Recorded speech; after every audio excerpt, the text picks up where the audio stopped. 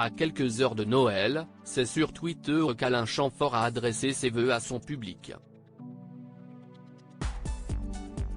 L'occasion pour le chanteur d'avoir aussi une pensée pour les personnes seules et isolées. C'est l'un des visages de la chanson chic. Alain Chamfort a côtoyé les plus grands noms de la chanson française.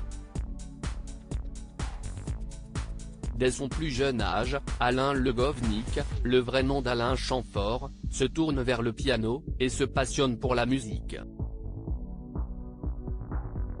En 1966, il prendra la décision de fonder le groupe Les Mods, avec Bernard Carl et Jean-Pierre Alarcin.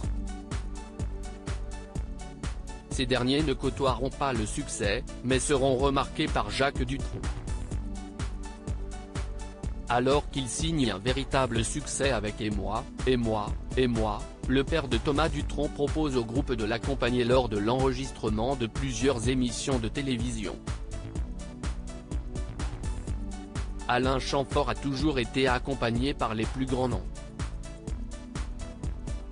Après avoir suivi les pas de Jacques Dutronc, l'interprète de Bon Baiser d'ici poursuivra les collaborations avec Claude François et Serge Gainsbourg.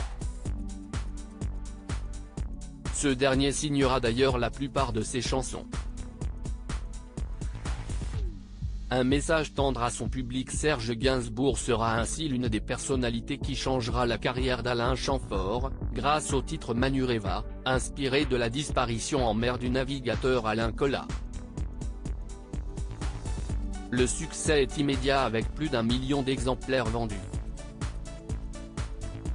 Si est-il le plus grand succès d'Alain Chamfort? Proche de ses amis, le chanteur de 73 ans était convié, le samedi 5 février 2022, sur l'antenne de RTL dans l'émission On refait la télé. L'occasion pour Alain Chamfort d'adresser un tendre message à Florent Pagny, atteint d'un cancer. Toujours est-il qu'Alain Chamfort n'oublie pas non plus son public. À la veille du jour de Noël, le chanteur s'est adressé à son public pour partager ses vœux. Je pense à vous. Que vous soyez avec des gens que vous aimez, vos amis ou famille, ou inversement, un peu plus seul et isolé, je vous souhaite de belles fêtes de fin d'année. Je vous embrasse très fort, témoigne ainsi le chanteur, avec son chic habituel, dans une vidéo postée sur Twitter.